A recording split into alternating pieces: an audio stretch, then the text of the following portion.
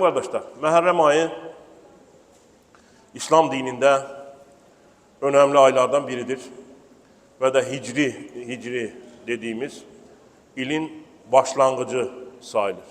Ayın 16'sı dahil oldu, artık 4. günüdür.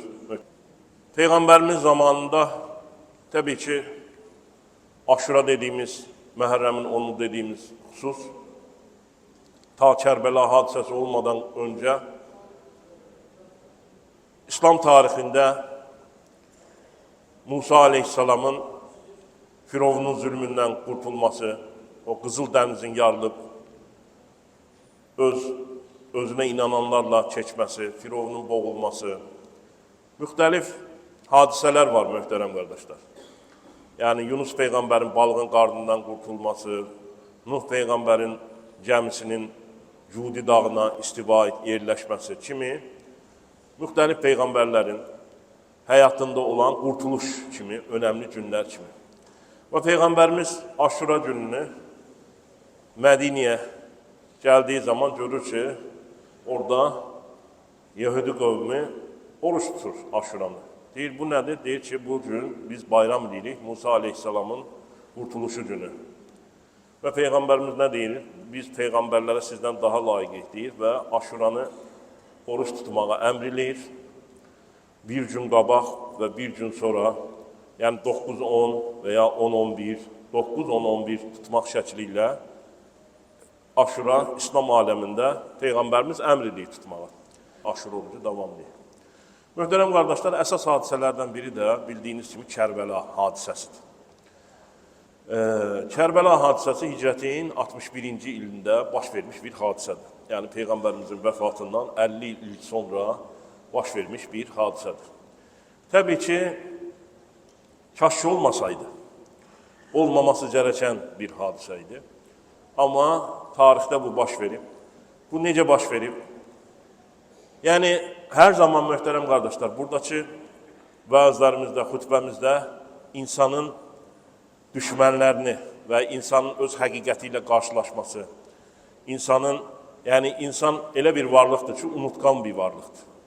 Yəni, və də insanı bəsit şeylər yoldan çıxardır. Dünyası, şeytanı, həvəsləri, haramlar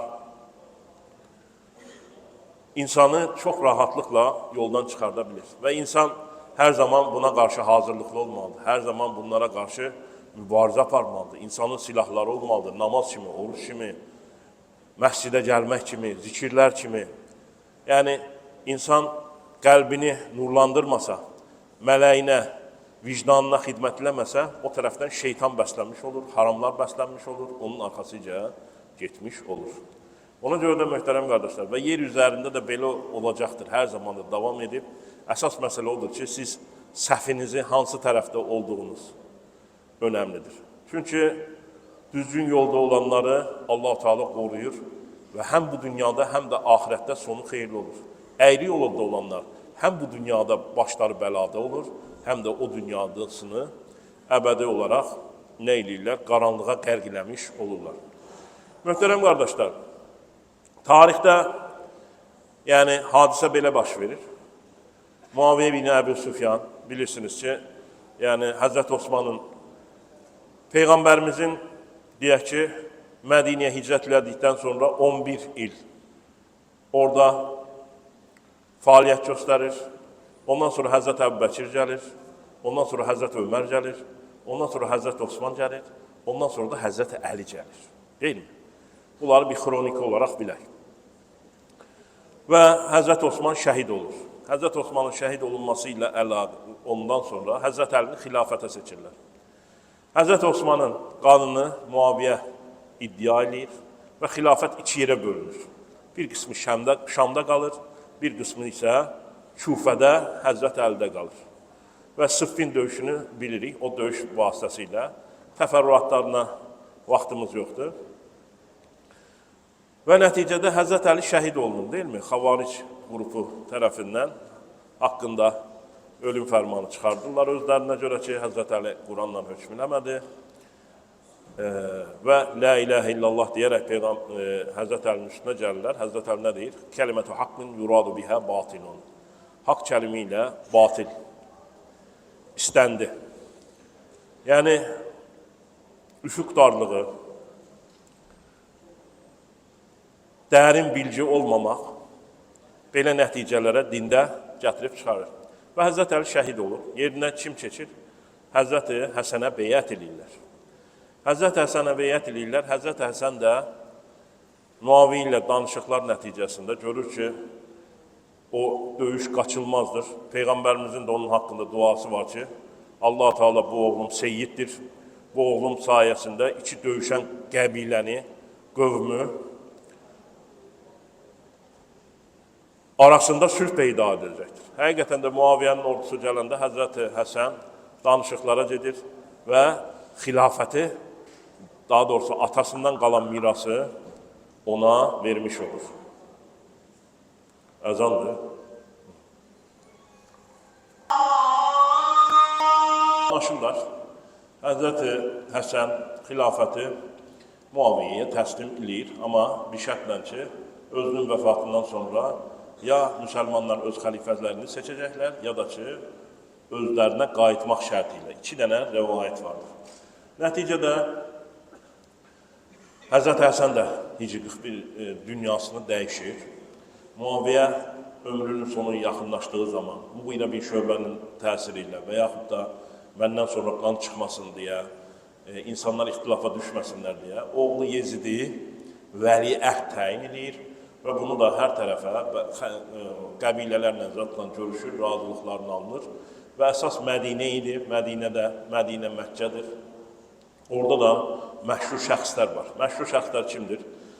Həsən Hüseyin bin Əli, Əlinin oğlu Hüseyin, Abdurrahman bin Əbu Bəkir, Abdullah ibn Ömər, Abdullah bin Zübeyir. Bu 4-ü, 3-ü xəlifə oğlu olub, biri də xəlifəliyə namizəd Zübeyrin oğlu olub. Əsas bulardır, bunlardan beyət almaq lazımdır. Muaviyyə onların beyətini istəyəndə, onlar hamısı qarşı çıxırlar ki, belə ola bilməz, mümkün deyildir. Muaviyyə gəlir söhbət deyil, Muaviyyəyə də deyirlər ki, ey Muaviyyə, biz sənə nə şərtlə itaət eləyə bilərik? Sən əgər özündən sonra Həzrəti Peyğəmbərin yolunu seçərsənsə, insanlar özü seçsin xəlifəni. Həzrəti Əbu Bəkirin yolunu seçərsən, ailəndən olmayan birisini təyinləyərsən. Həzrəti Ömərin yolunu seçərsən, buraxarsan şuraya. Bunlardan birini eləyərsənsə biz razıyıq. Amma öz oğlunu, səltənətə Bizanslardakı kimi atadan oğla keçmək şəklində biz bunu qəbul eləmirik deyirlər. Və nəticədə arada problem çıxır. Və Muaviyyə dönür. Muaviyyə dönür, ölür. Dünyasını dəyişir. Və Yezid o dəqiqə məktub yazır ki, Vəlid bin Utbiyyə, Mədinə. Orada Abdullah bin Zübeyir ilə Hüseyin bin Əli var. Onların beyətini al. Onlar da gəlirlər, beyət etmirlər. Vəlid bin Utbədən Mərvan tələb edir ki, Həzrəti Hüseyin gəlmişkən onun əgər beyətləmirsə, boynunu vur deyir. Amma Vəlid bin Müslüm deyir ki, Vəlid bin Utbə deyir ki, Peyğəmbər nəvəsinə kim qıya bilər? Kim bu dünya üçün axirətini bərbad edə bilər? Və Həzrəti Hüseyin beləliklə oradan çıxıb gedir Məkkəyə. Məkkədə qalır, möhtərəm qardaşlar, və Küfədən buna bol-bol məktublar gəlir. Çoxlu məktublar gəlir ki, ey Hüseyin, gəl bizim başımıza çək, biz xəlifə olaraq səni görmək istəyirik. Çoxlu sayda məktub yazılır. Həqiqətən də ortalıqda bir boşluq olduğunu Hüseyin görür. Həzrət Hüseyin o vaxtı qardaşı Həzrət Həsənin xəlifəliyi, xilafəti Muaviyyəyə təslim eləyərkən də razı qalmamışdı. Və Həzrət Hüseyin 57 yaşında öz birinci həqiqətən dahi şəxsiyyətdir. Yəni bu hadisələri bilir və də Peyğəmbərimizin xüsusiyyəti özündə cəmlənmiş bir insandır. Birinci növbədə öz əmsi oğlu Əqili göndərir. Əqil bin Müslümü göndərir ki, get gör vəziyyət necədir. O da gedir görür ki, vəziyyət həqiqətən də Numan bin Bəşirdir vali oranın. Görür ki, hər kəs Həzrəti Hüseyni istəyir və orada ona 18 min və bəzilərdə 30 min adam beyyət eləyir ki, bu rəqəm o vaxt üçün çox böyük bir rəqəm sayılır. Həzrət Hüseyin artıq ondan sonra qərar alır ki, artıq getsin Küfədə özünə inananların başına keçsin. Və bu gedərkən yolda ona kim deyir? Bir çox öz qardaşı, ata bir ana ayrı, Muhammed İbni Hənəfiyyə deyir ki, getmə. Abdullah İbni Abbas deyir ki, getmə. Əgər gedirsənsə də Yəmən tərəfinə get. Abdullah İbni Ömər deyir ki, getmə ey Hüseyin. Çox adam deyir ki, getmə. Amma Həzrət Hüseynin çox ölçür, çox biçir və də yuxuda da Peyğəmbəri gördüyü söyləyir ki, onu dəvətlədiyi, ora getməsi lazım olduğunu söylədiyini yuxuda deyir və əhl-i beytini də alır. Təxminən 300-500 fərqli rivayətlərdə adamla yola çıxır. İndi orada nə olur? Orada Yezidə xəbəri tez məktubla çatdırırlar ki, burada işlər yolundan çıxıb. Sənin valiliyin boşluğundan burada cəmaat Hüseyni çağırır, Hüseynə beyət eləyir. O da Əzazil bil valini, Ubeydullah İbni Ziyadı. Atası Muaviyyə dövründə Ziyad bin Əbihi, ərəblərin dahilərindən biridir. Onun yanındaydı. O vaxt o sərt bir mizaca sahib idi. Və də Ubeydullah İbni Ziyadı onun yerinə təyin edir. Ubeydullah İbni Ziyad Həzrət Hüseynin paltarını geyinir, üzünü örtür gəlir. Birinci növbədə məsciddə cəmaatı yığır, deyir ki, xəlifə sizi çox sevir, fəqirlərinizə yardım edir. Amma üsyan eləyənlərinə, özünə qarşı gələnlərdə şiddətli şəkildə cəzalandıracaqdır. Və xalqa pul paylayır, qızıl pul paylayır, gümüş pul paylayır, xalqın könlünü alır. Və də qəbilə başçılarını toplayır, deyir ki, sizə xəlifə maaş vermirmi? Siz bu xəlifəyə bağlı deyilsinizmi? Bu nə üsyandır sizin cəmaat üsyan deyir. Və tez gedin cəmaatı dağılın. Müslüm İbni Əqli, möhtərəm qardaşlar, arxasında 3-4 min adamla gəlir, amma arxasında heç kimsə qalmır. Hamısı bir yolla uzaqlaşır, gedir. Nəticədə Müslüm İbni Əqil, Ürvə İbni Haniyin sığınmasında qalır. Ürvə bin Haniyi də tuturlar və onu edam etdirir Ubeydullah İbni Ziyad.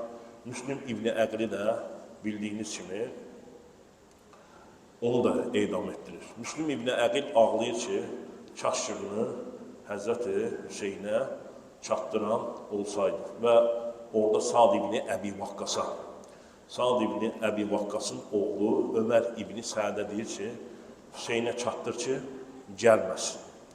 Bura gəlməsin, artıq vəziyyət dəyişir. Həzrət Hüseynə xəbər, Müslüm İbni Əqili qaladan atıb öldürürlər, başları kəsilir və də xalqa ibrət olsun deyə bazardan cəsədlərini, bədənlərini asırlar ki, xalq ibrət alsın. Həzrət Hüseynə, möhtərəm qardaşlar, xəbər çatır. Xəbər çatır, indi sual oluna bilər ki, Həzrət Hüseyn niyə dönmədi? Dönə bilməzdi. Niyə? Çünki və Həzrət Hüseyn yanındakı adamları toplayır. Deyir ki, vəziyyət əvvəlki kimi deyil. Dönmək istəyən dönər. Və o 300 nəfər və ya 500 nəfərdən 72 nəfər qalır. Təbii ki, Həzrət Hüseyn dönməyi də götür-qoy edə bilər, plan qura bilər. Amma o vaxt ki, Müslüm İbni Əqlin oğullanları, qardaşları hamısı and içirlər ki, Müslüm İbni Əqlin intiqamını almadan geri dönməyəcəyi. Həzrət Hüseyin də heç onları tək qoymaz və yenə də Həzrət Hüseynin içərisində ümid vardır ki, gedib o insanlara üzünə söyləsin ki, məni siz dəvət etmədinizmi, siz çağırmadınızmı, siz and içmədinizmi, siz istəmədinizmi və indi tərsinə dönmüşsünüz. Möhtərəm qardaşlar, inşallah xütbəmizdə bu məsələnin qalan tərəfini də danışıb, bundan ibrət alarıq. Vəlhamdülillahi Rabbil aləmin.